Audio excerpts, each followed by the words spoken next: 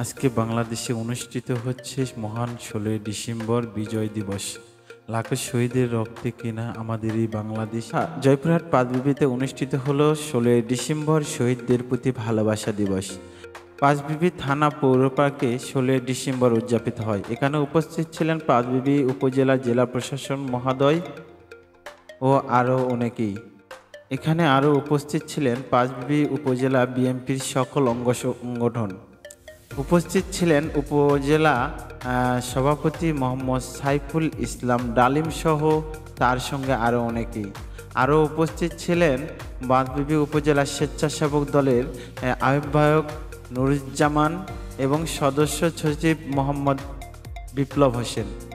উপস্থিত ছিলেন পাঁচবিবি মহিলা অঙ্গ সংগঠনের কিছু নেতাকর্মীও। শহীদদের প্রতি পুষ্পমালা দেওয়ার পর তাদের জন্য দোয়ার আয়োজন করা হয়।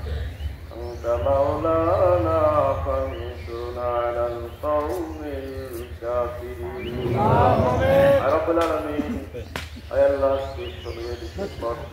মহান বিজয় দিবস ১৯৭১ সালের অসংখ্য প্রাণের বিনিময়ে আমরা বিজয় লাভ করেছি মাওলা। আয় আল্লাহ আজকে শহীদ চত্বরে দাঁড়িয়ে শহীদের আত্মার মাগফিরাত কামনার জন্য আমরা একত্রিত হয়েছি। আয় আল্লাহ আমরা শ্রেষ্ঠতার সাথে স্মরণ করছি ওই সমস্ত ভাইদেরকে যাদের আত্মত্যাগের বিনিময়ে আমরা স্বাধীন পেয়েছি। দোয়া মাহফিল শেষে দলীয় কার্যালয়ের সামনে পতাকা উত্তোলন করা হয় এবং জাতীয় সঙ্গীত গাওয়া হয়।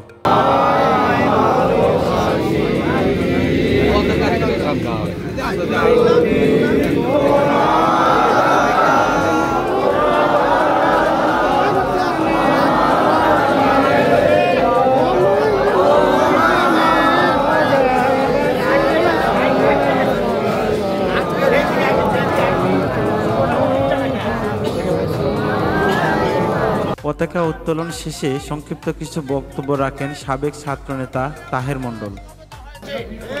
আজকের বিজয়ের প্রথম প্রহরে আমাদের দল বাংলাদেশ জাতীয়তাবাদী দলের সকল নেতা কর্মী শুভাকাঙ্ক্ষীকে পাঁচবিবি উপজেলা বিএনপির সভাপতির পক্ষ থেকে আপনাদের সকলকে জানাই বিজয়ের সাদর সম্ভাষণ।